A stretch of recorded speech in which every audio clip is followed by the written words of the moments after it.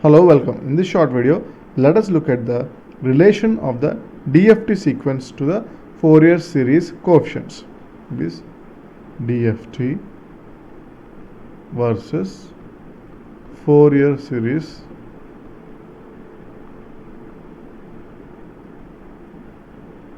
coefficients.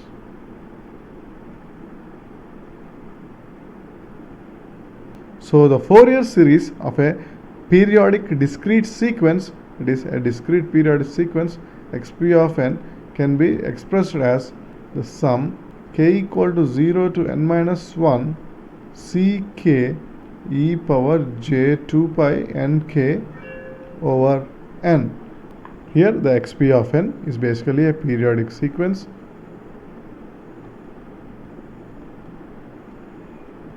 with period equal to n.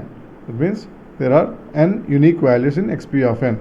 So the Fourier series representation of xp of n is given by this summation, where ck are the Fourier series coefficients. That is, ck can be constructed from the data, that is xp of n, by using this definition: 1 by n summation small n is equal to 0 to n minus 1 xp of n e power minus j 2 pi nk over capital N. Here the values of k are from 0 to n minus 1, and here the values of n are from minus infinity to plus infinity. So here xp of n is a periodic sequence, that means it has infinite duration, and ck are the Fourier series coefficients, which are given by this formula, and only the values of xp of n in the interval 0 to n minus 1 can be used to construct the coefficients ck. It basically means only the values from 0 to n minus 1 are necessary to construct the coefficients ck. Now let us look at the relation of these coefficients to the DFT of a signal x of n. Now consider a periodic sequence x of n, and whose DFT is given by x of k.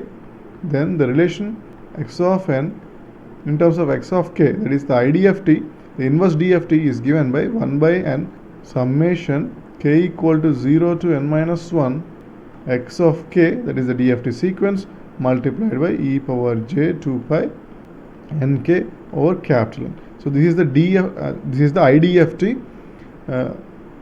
given x of k to compute x of n. So here x of n is an aperiodic sequence.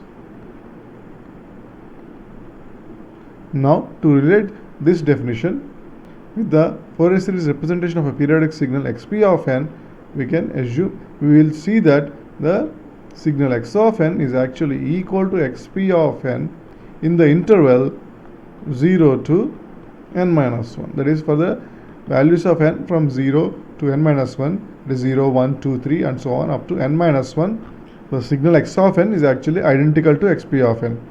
In other words, the finite sequence x of n is equal to the values of xp of n in the interval 0 to n minus 1. So in that case, the coefficients ck, that is the Fourier series coefficients ck, can be related to x of k by simply comparing the definitions. That is, x of n is equal to this IDFT and xp of n is equal to this Fourier series representation. You can clearly see that ck is actually in fact equal to x of k by n. That is, ck are equal to x of k by n, or x of k is equal to n times the Fourier coefficient ck. Thanks for watching.